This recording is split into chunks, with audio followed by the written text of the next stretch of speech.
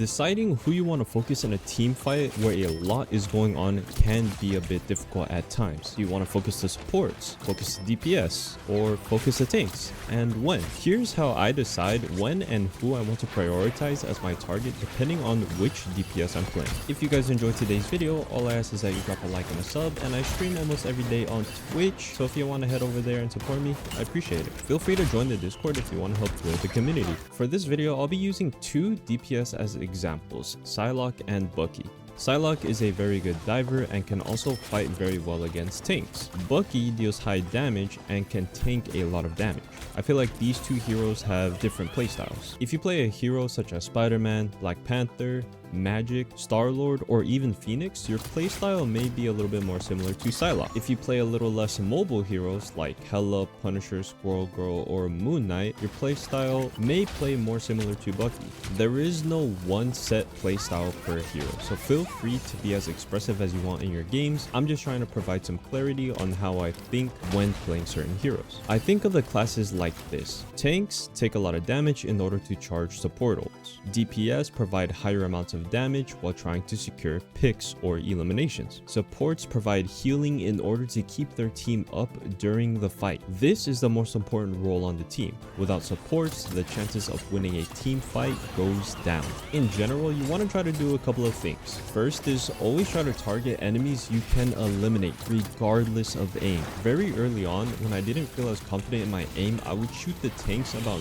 90% of the time. But as a duelist, you have to develop the confidence to take 1v1s and try to put your team in a position to win and give them an advantage. If you feel like your aim is holding you back, I recommend aim training in order to understand and develop your aiming technique, as well as put yourself in more situations where you have to 1v1 a support or an enemy DPS. Your death count might go up, you might lose elo, you might even throw some games trying to adjust your playstyle, but working on your skills is necessary if you want to climb.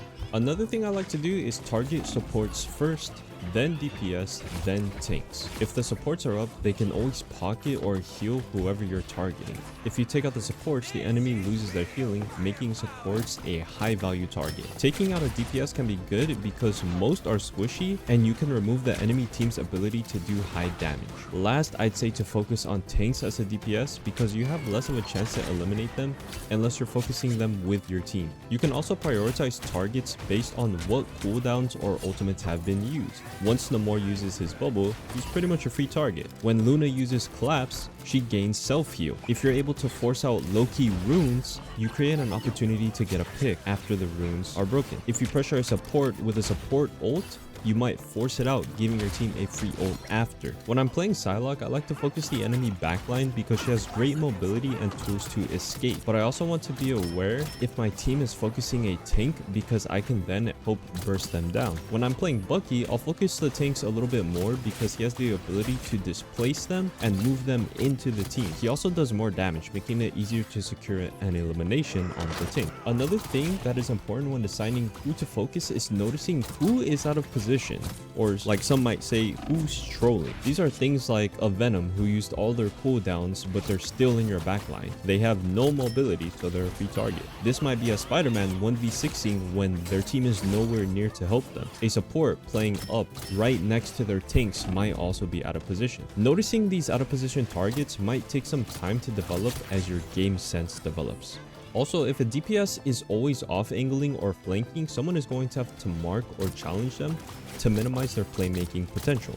When I play 𝘲𝘠, I'll also adjust my priority targets depending on my other DPS. If I'm playing with a Spider-Man, I know he'll always be in the enemy backline, so I might have to help my team pressure the enemy tanks a little bit more. Sometimes I'll go with my Spider-Man and help him focus the backline to secure picks. If I'm playing with a 𝘠𝘰𝘭𝘭 or Punisher, I'll know they'll do a lot of damage to the enemy frontline, so I can focus a little bit more on flanking and creating openings for my team and I to create plays. Like I said, everyone has different playstyles and you'll develop your own over time while playing and watching better players. If you have any other topics or questions, feel free to drop them in the comments below and join the Discord.